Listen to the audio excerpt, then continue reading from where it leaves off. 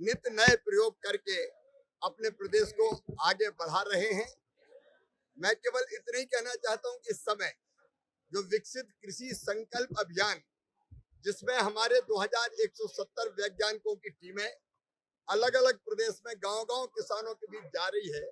एक तरफ रिसर्च किया साइंटिस्ट है लैब में, लेकिन वो रिसर्च लैंड तक किसान के पास जाए, इसलिए वैज्ञानिक, केंद्र सरकार, राज्य सरकार, एग्रीकल्चर यूनिवर्सिटी, कृषि विकास केंद्र और प्रगतिशील किसान मिलके किसानों के बीच जा रहे हैं।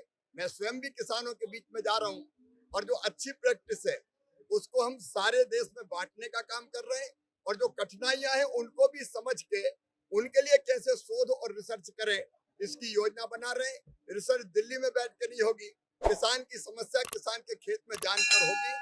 आज मुझे ये बताते हुए प्रसन्नता है कि हार्टिकल्चर के क्षेत्र में अद्भुत काम किया है महाराष्ट्र ने। महाराष्ट्र के किसानों ने सरकार के सहयोग से हमने ये फैसला किया है कि एक समस्या जो बीच में आई, किसान अभी नर्सरी से जो प्लांट लेते हैं, कई बार जब वो प्लांट लेते हैं तो पता नहीं चलता कि उसमें कोई रोग है कि नहीं, कोई वायरस है कि नहीं, और बाद में जब पौधा 3 साल 4 साल के बाद फल देता है तो पता चलता है पौधा खराब है। किसान ठगा जाता है, उसकी मेहनत बेकार चली जाती है।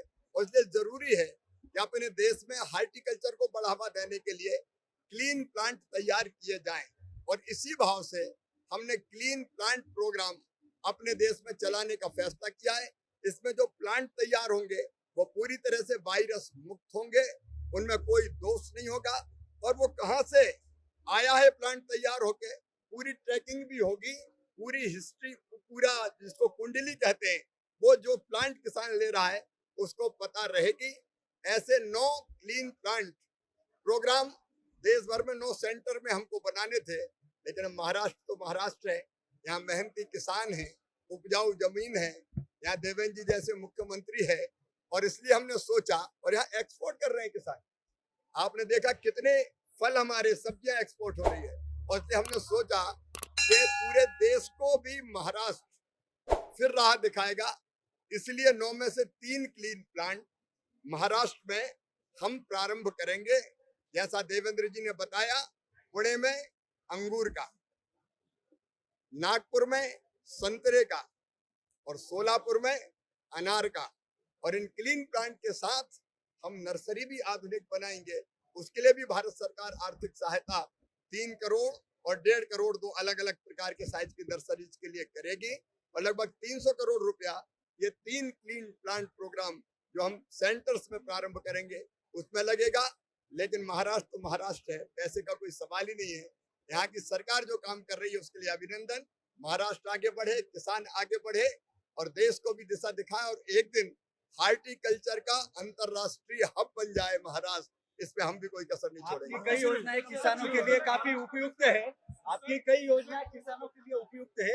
एक योजना है जिसने यहाँ की सरकार भी बनाई है, आपको अप्रिशिएट भी किया। अभी आप ही की एक योजना थी जिसके चलते ये सरकार वापस बनने में काफी बड़ी मदद हुई है।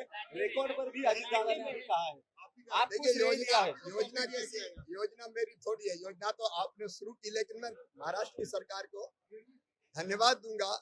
उनने गरीब बहनों के उस दर्द को समझा कि वो 1000-2000 रुपए के लिए भी परेशान होती थी, छोटी छोटी जरूरत पूरी नहीं कर पाती थी, और इसलिए लाड़की बहना योजना बनाई।